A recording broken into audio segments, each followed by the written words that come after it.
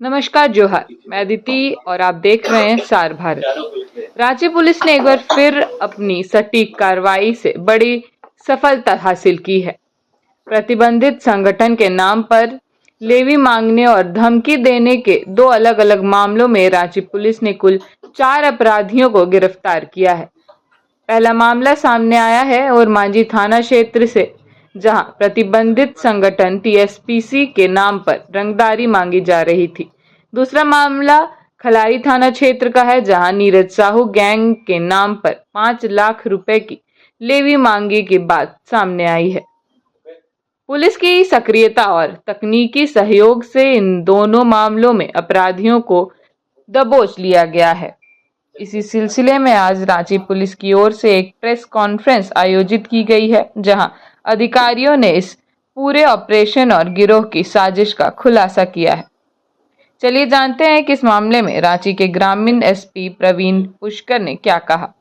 2 नवंबर को खिलाड़ी थाना में एक प्राथमिकी दर्ज की गई थी, जिसमें वादी को नीरज साहू गैंग का बोल के और डरा धमका करके 5 लाख की लेवी की डिमांड की जा रही थी। तो इस कांड को गंभीरता से लेते हुए डीएसपी खिलाड़ी के नेतृत्व में एक टीम का गठन किया गया, जिसमें थाना प्रभारी खिलाड़ी और मैक्लूस्कीगंज थाना प्रभारी ने अच्छा काम किया है। इसमें तकनीकी सूचना और ह्यूमन इंटेलिजेंस के बेसिस पे 2 लोगों को गिरफ्तार किया गया है।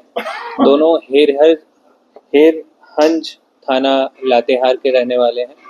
उन दोनों के पास से नीरज साहू गैंग का पर्चा भी बरामद हुआ है और लेवी का डिमांड करने में जो भी मोबाइल और सिम है वो बरामद हुए हैं। उन दोनों से पूछताछ करने में पता चला कि उनका पहले जेजेएमपी से संबंध रहा है। वो पहले जेजेएमपी के लिए काम करते थे और अभी जो पुलिस की कार्रवाई हुई है जेजेएमपी के अगेंस्ट, तो उसके बाद जेजेएमपी को छोड़ के उन्होंने एक नया गैंग खड़ा करने की सोची, नीरज साहू गैंग।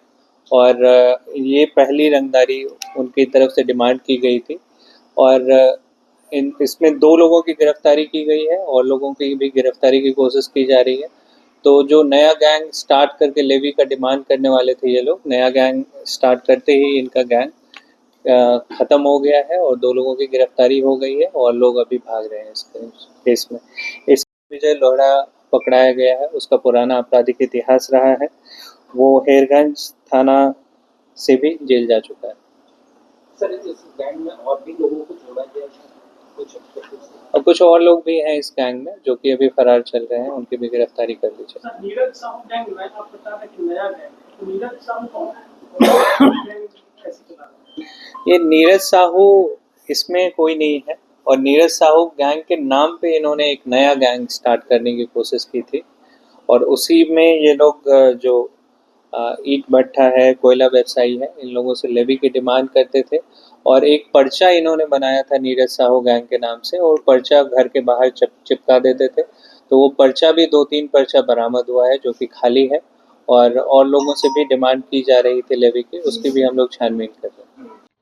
आपने सुना किस तरह से अपराधी पहले प्रतिबंधित संगठन जेजेएमपी से जुड़े हुए थे और अब उन्होंने नया गिरोह बनाकर व्यवसायियों से रंगदारी वसूलने की कोशिश शुरू कर दी थी, लेकिन पुलिस की तत्परता से उनकी यह साजिश नाकाम हो गई। वहीं और मांझी थाना क्षेत्र से जुड़ा दूसरा मामला भी पुलिस के लिए बड़ी सफलता लेकर आया है। यहाँ टीएसपीसी संगठन के नाम पर 40,000 रुपए की लेवी मांगी जा रही थी।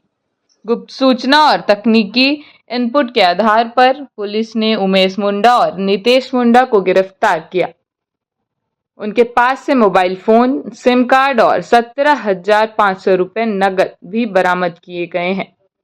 अब चलिए जानते हैं कि इस मामले में ग्रामीण एसपी ने क्या कहा। हमसे 40,000 की लेवी डिमांड की जा रही थी और जो वादी है वो छोटा मोटा कॉन्ट्रैक्ट का काम करते हैं। तो इस कांड में भी अच्छा काम हुआ है और 2 लोगों की गिरफ्तारी हुई है। थाना प्रभारी और मांझी इसका लीड कर रहे थे छापामारी दल का और 2 लोग बुढ़मू से गिरफ्तार हुए हैं, उमेश मुंडा और नितेश मुंडा।